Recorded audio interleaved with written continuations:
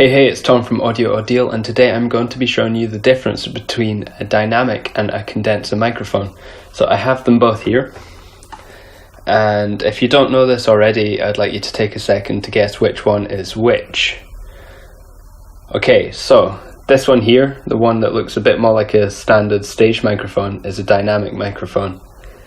And this one here is a condenser microphone. Now you might see these ones a bit different. You might see them upside down, or you might see them with a big foam filter over the top. Normally radio stations use these, and they are up above your head on a boom, and you're chatting like this, about this distance away from it, and you are just using this to give a really high quality audio. So what is the difference between these two mics, and what is it you need to know if you're using them? Well, first of all, this microphone is pretty much plug and play. It has XLR in the bottom, as does this one, but this one, if you plug it in, it will just work straight off the bat. A condenser microphone has a different internal circuitry, which means you need to power it. This requires phantom power. It doesn't require any extra wiring, it all goes through XLR cables, but phantom power does need to be turned on. It might be called phantom power on your equipment, or it might be plus 48 volts, and that is the voltage that is needed to make this work. Now what I'm going to do, I'm actually going to take this apart a bit and show you what's inside. So I'm going to unscrew the top, show you how this all works. So basically you've got this, it's foamy inside, probably full of spit from all the musicians that have sang into it. And then you have this head. So this microphone has a dynamic capsule, and what this is almost like a speaker cone. And if you think about a speaker cone being a big circular piece of plastic, or it could be made of anything. You can make a speaker cone out of a paper plate. Likewise, you can make a microphone out of a paper plate. It's basically just a sheet on which there's a magnet, and the sound vibrates the magnet, and this generates an electric current. If you were to do it the other way, it turns into a speaker. So you can actually use speakers as microphones, and you could actually turn a microphone into a very, very terrible speaker. This is actually how DJs can get around not having a microphone on their setup. They can actually plug their headphones into the microphone jack, and you can use the left headphone as a microphone. It doesn't sound very good, and it tends to feed back because it's a very, very badly designed microphone. It's designed for listening on, but it does work, and likewise we could actually play audio out of this microphone. It would sound terrible. What I actually have here is a dynamic microphone capsule by itself. If you look at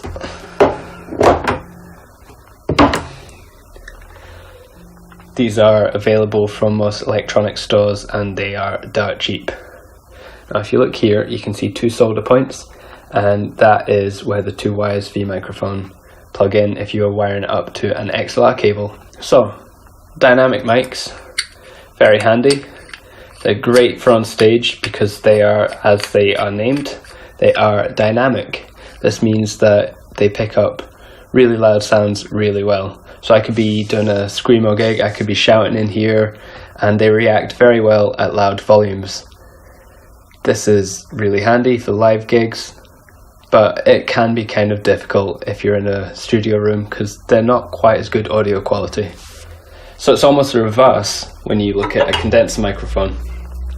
These work by having two plates, which the audio mixer plates go together or further away through vibration, and the voltage difference across these plates essentially generates the audio, and that's why you need phantom power, because you need a voltage to go across these plates.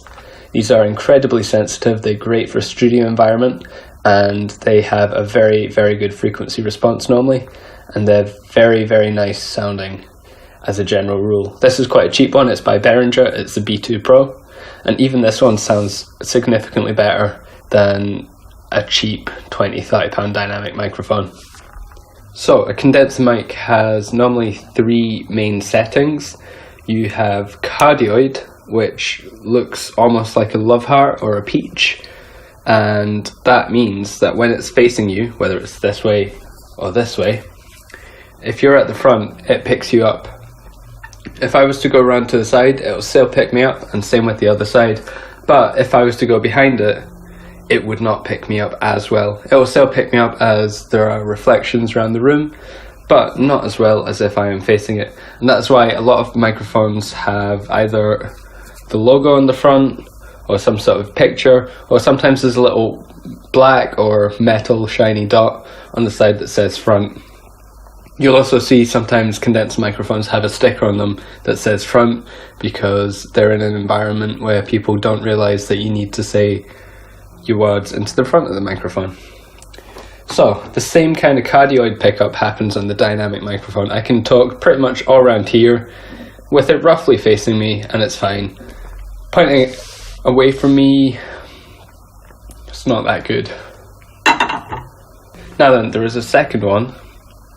This is almost like an 8 or an infinity sign, and this means that I can face it. I've got a similar kind of side to side bit. It's a bit more narrow, but also on the other side of the microphone, if someone's here, so if someone's face to face with me, same distance away, their voice will get picked up just the same opposite me as my voice is getting picked up here. So this is great for interviews. You could be chatting to someone in front of you, great for a podcast. You only need one condenser microphone if you have this setting and you've got a podcast of 2, maybe even 3 people.